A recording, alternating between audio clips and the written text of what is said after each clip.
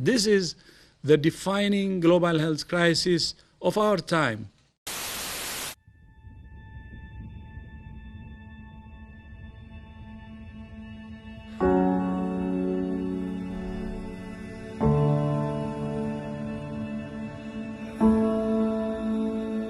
All over the country, small traditional family farms were increasingly being replaced by industrial complexes that crammed millions of animals into buildings, standing on metal grates where the urine and feces drops to below the building. Excess waste often runs off the land into our waterways.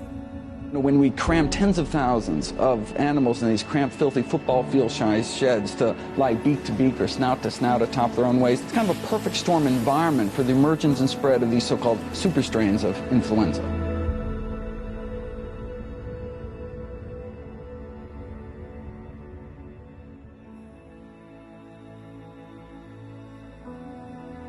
Any one of these huge farms, they're using antibiotics because if you can control bacterial populations, the animals grow faster.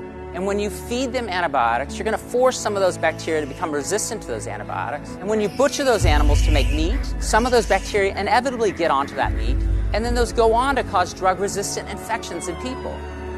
In the United States, possibly 80% of the antibiotics sold every year go to farm animals, not to humans.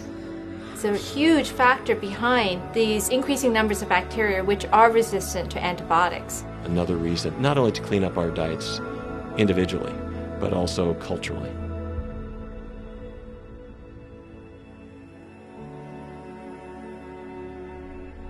Animal agriculture is the world's leading driver of deforestation and habitat loss.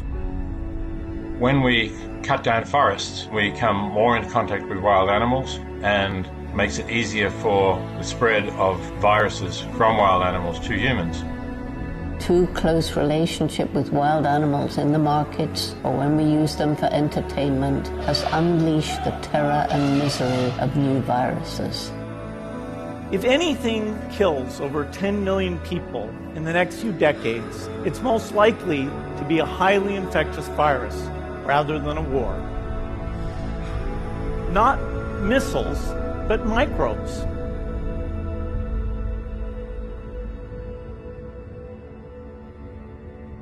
We definitely need vaccines to fight epidemics, but if we focus too much our efforts on vaccines, we are fighting a losing battle if we don't change our consumption habit.